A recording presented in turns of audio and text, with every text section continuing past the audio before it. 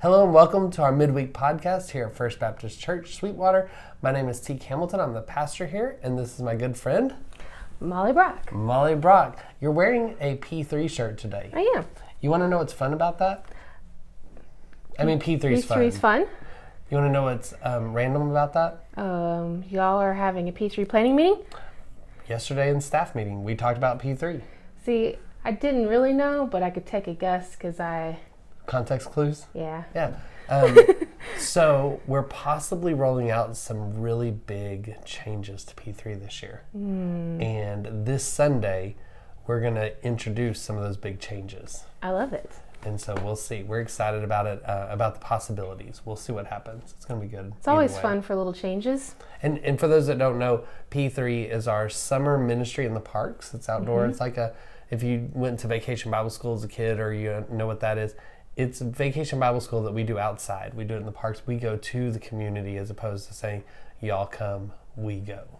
Praise and party in the park. Right. P3. There you go. There's 3 Ps. And so, and we've been doing that now for, wow. I think this will be our 15th summer. Oh, really? Yeah, I think so. It started summer 2009. Whoa. Yeah. Okay. I'm excited. I love P3. And it's funny that we're talking about summer ministries, but we haven't even hit Easter yet. We haven't even hit Holy Week, Palm Sunday, spring break. I know. Jerry and I was always talking about how it would always be a race to see who talked about Advent first or whatever earlier. So it was always me. I said, Advent's just around the corner. Well, really, summer's just around the corner. Summer really is around the corner. And apparently someone did not tell the weather that it's still winter. No. Well, it was that groundhog thing. Yeah, 91 degrees yesterday. Which I live in Texas because I would rather have hot weather than cold weather all day long. Yeah, well, but I wouldn't mind having a little cold weather that lasts a little bit longer. I don't like extremes, so I want just perfect weather all the time. I mean, I want snow or I want hot. Well, that's so crazy. We're a complete opposite on that. That's a rarity that we're the opposite. Yeah. I did get a picture today on my memories that 9 years ago today we had snow because we built a snowman. Oh. So, and then it was 91 degrees yesterday. I know. So much fun. Yeah. So yeah, we got that coming up at Easter when we go through Holy Week. We have we'll have our second annual Easter egg hunt after worship. We move the time up on Easter Sunday, 10 o'clock for worship, and then right afterwards we go out and we do an Easter egg hunt. That was a lot of fun last year, watching all the kids, watching all the adults run around taking pictures. Yeah. And it was really fun to watch the number of people that went over there that don't have kids but just went to watch. Yeah, that was really cool. Because there's something about that. Yeah, I liked it. And then you watch the kids that are like taking care of their little brother, little sister, or they see another little kid who's not doing well. Yeah. And they put eggs it's like they're in older. basket. They're like, I'm too old for this, but I'm still going to go. Yeah. I'll just help. And it's it was fun. great. I love it. Yep. And you know, the other big thing that I know everybody wants to know, our Easter lilies are popping up in front of the church. Oh, you know, every year I take the leftover Easter lilies and I plant them in the front planter, and they'll come back. And they've already started coming up because even they know Easter's early this year. Yeah, everyone knows. Yep. And so that's really fun. I mean, it's a changing of a season, even though it's February, the end of February. Yeah. Yeah, sorry. The boys are constantly like, I'm ready for the splash pad. I'm like, it's technically still winter. Yeah. But, you know. And it could ice over next week. It could. Either way. So we're in our series Covenant. Yes. This Sunday, or last Sunday, we talked about the covenant with Abraham. And there was a lot of stuff in there. I really enjoyed it. The whole part of that points to the Redeemer coming. But I might have thrown you for a little bit of a curveball, and the number of people that just know you and me so well by now that talked to me afterwards and said, you didn't tell Molly what you were going to say from stage, did you? And I said, nope. No. And I think they knew from the look you gave me. Yeah, no, I think everyone could tell I was like shooting daggers at you from my seat. So with Noah, there was a sign of the covenant. There was the bow hung in the clouds. Yeah. Really, really cool imagery. Just a beautiful picture of how God was going to preserve and protect the world. It's funny how you're talking about imagery and you're going to transition. Yeah, through redemption, being a redeemer. But then we move to the covenant with Abraham, and there Right. is a sign, and everyone knows the sign of circumcision. Yeah. And part of it was, there was just so much I didn't have time to hit on. I want to talk about the covenant ceremony. Yeah. To cut a covenant, and we talked about the animals being cut in half, and the sacrifice, and then God walks through the middle of it, Yes. sealing the covenant, but Abram actually doesn't. So I wanted to talk about that in there. And it was out of wanting to make sure that I didn't create too many conversations for parents at home.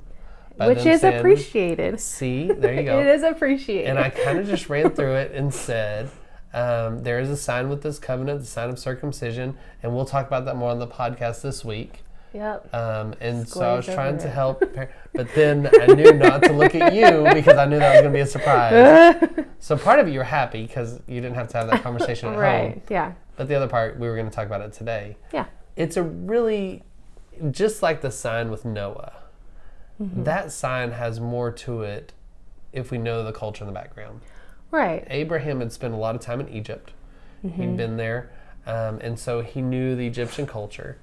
And God will use things that the people knew and understood in the Old Testament, and will transform them, adapt them, will change them, Right. will use them for his purposes, which that's how God revealed God's self to the people of the time.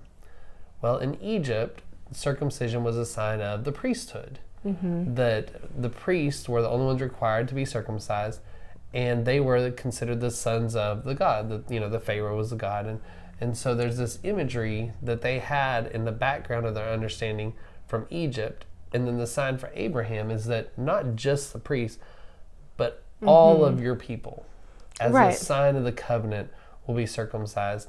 And the idea is that you will be a priestly nation. Right. You're responsible for this universal blessing and sharing it with everyone. You are my priest in the world, but you're also part of this covenant community. Yes. So it was signifying we're together as a community and separate from the world. Yeah, setting apart from. Yeah, but that wasn't the first time that circumcision was practiced. Like Right. other cultures did it. God took that and used it in a way that showed why Abraham and his lineage was special, and that something would happen from, and not just special. Sometimes we talk about them being God's elected people, and they are. God selected them, but it wasn't selected them to say, "You're my prized treasure that I'm going to keep to myself." Yeah. It was, I'm using you. It's like when God calls a missionary, Paul and Barnabas. I'm using you to affect the rest of the world. And I'm sure then, I mean, like now, we kind of glaze over it, like you were saying, but then they understood the significance of it. Because they would have been like, we know that, like, that's a sign of a special set apart thing. Right. So they would have understood the importance and like what that meant. Right. And they would have understood the distinction between that false religion, Yes, exactly. and the one true God, Yeah. who called. And Abraham, again, came from a pagan background. He wasn't like Noah, where he came from a background of walking with God. He was Right. called to walk.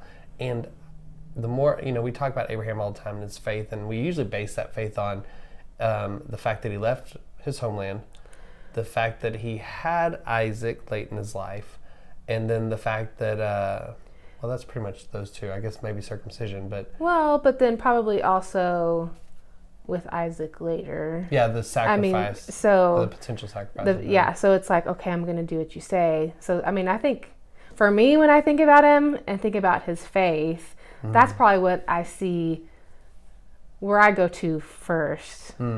It's because just, of the son connection. yeah, because also it's like, well, yes, he did what he was supposed to do, but he's also real stubborn too, you Yeah. know? So, I mean, that's probably where when I'm thinking about his faith. But yeah, no, A lot of times He when we messed up a teach lot. and preach it, we talk about the good stuff, and we set a lot of Yes. these characters of Yeah. Scripture up on a pedestal, and they're unreachable.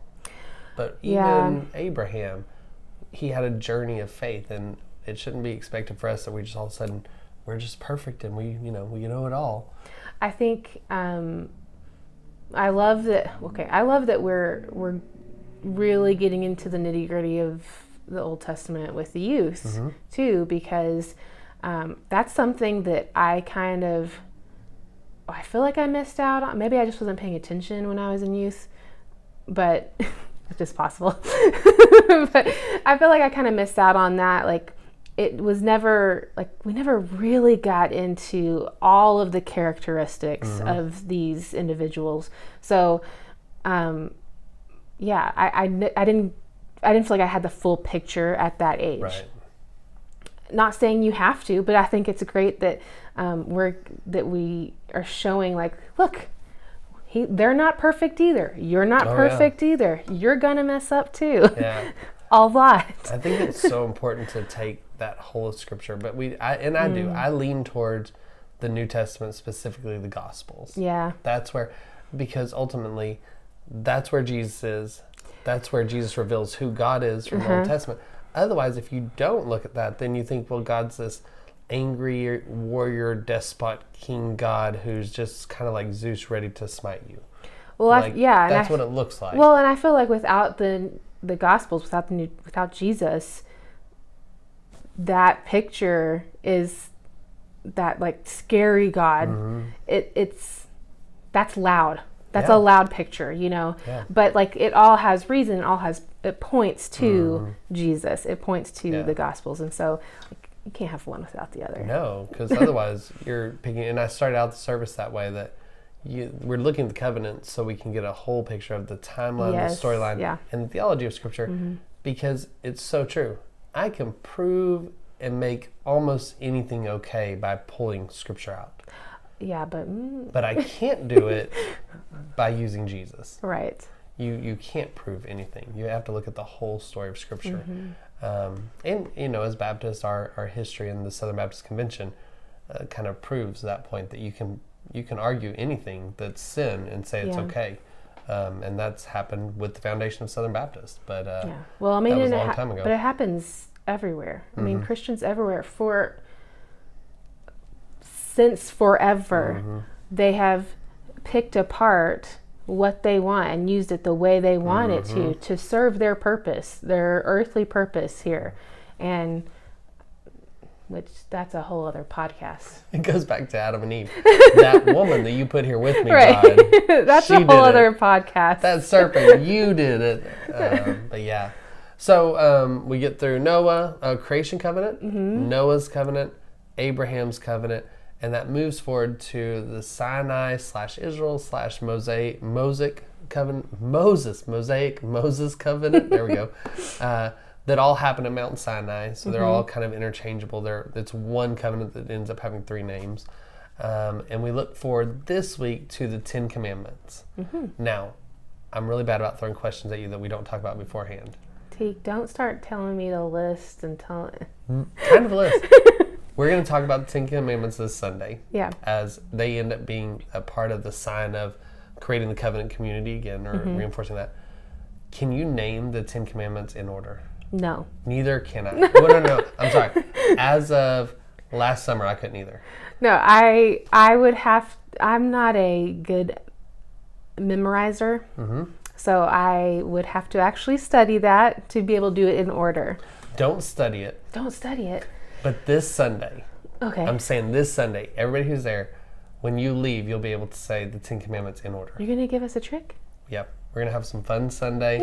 I'm looking for it. Because otherwise, it's a list of rules. Right. And they're good. They create the covenant community. They're important. But sometimes it just boils down to it's a list of rules, and we talk about it as the law and all that kind of stuff. But we're going to have a little fun with it this week, and we're going to learn them together.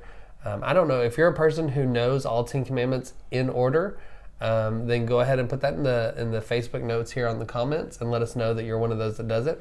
I might call you out Sunday. I don't know.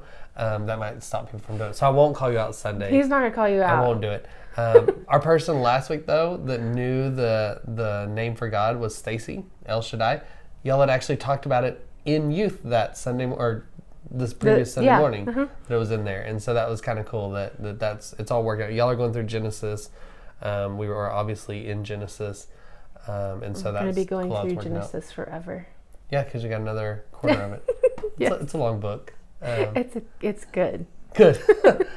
So she had that. So if you know the 10 Commandments in order, tell us yes, and tell us how you know. Like tell us the story, because I don't think you just learned those. It's someone taught them to you. I don't know. Maybe it was just like, I have to memorize these. Well, after this Sunday, everybody's story is going to be there was this one time where we learned it in worship service, and it was really cool. There you go. That'll be my story. All right, sounds good.